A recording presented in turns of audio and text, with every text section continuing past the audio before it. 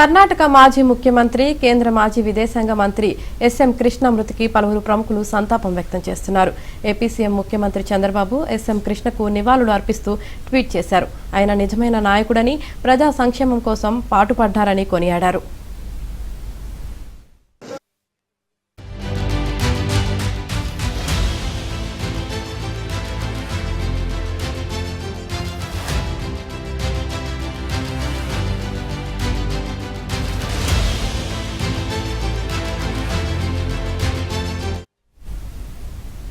కాగా వృద్ధాప్యం కారణంగా అనారోగ్యంతో బాధపడుతున్న ఎస్ఎం కృష్ణ 92 ఏళ్ల వయసులో ఈ రోజు తెల్లవారుజామున బెంగళూరులోని సదాశివనగర్ నివాసంలో తుది శ్వాస విడిచారు.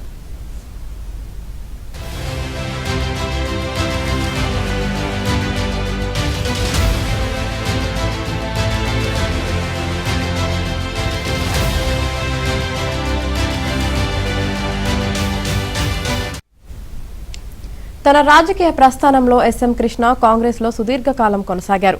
దాదాపు 50 ఏళ్లు కాంగ్రెస్ పార్టీకి సేవలందించారు. 1993-94 మధ్య డిప్యూటీ సీఎంగా పనిచేసిన ఎస్ఎం కృష్ణ 1999 నుంచి 2004 వరకు కర్ణాటక ముఖ్యమంత్రిగా పనిచేశారు. ఆ సమయంలో బెంగళూరు ఐటీ రంగ అభివృద్ధికి ఎంతగానో కృషి చేశారు. ఆయన చేసిన కృషి వల్లే బెంగళూరు సిలికాన్ వ్యాలీగా అవతరించింది.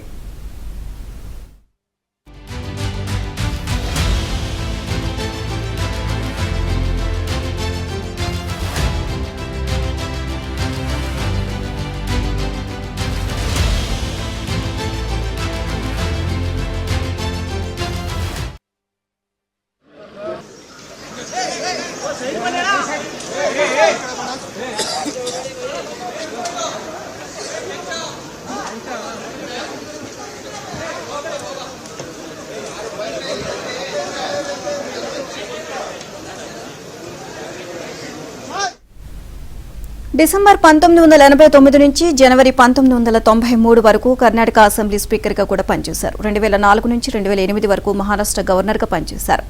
యూపీఏ ప్రభుత్వ హయాంలో 2009-2012 మధ్య విదేశాంగ మంత్రిగా బాధ్యతలు నిర్వర్తించారు. 1971 నుండి 2014 మధ్య కాలంలో ఎస్ఎం కృష్ణ వివిధ సమయాల్లో లోక్సభ, రాజ్యసభ సభ్యునిగా ఉన్నారు.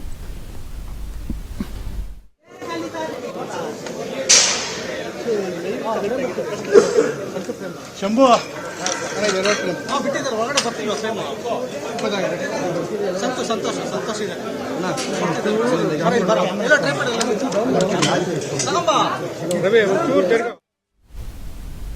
చాలా కాలం కాంగ్రెస్ లో గుర్తింపు పొందిన ఎస్ఎం కృష్ణ 2017 మార్చిలో బీజేపీలో చేరారు.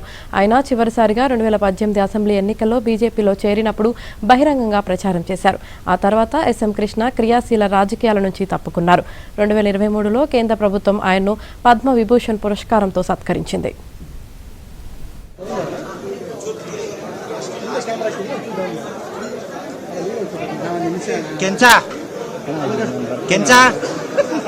ಈ ಟೈಮಲ್ಲಿ ನೋಡಿದ್ರೆ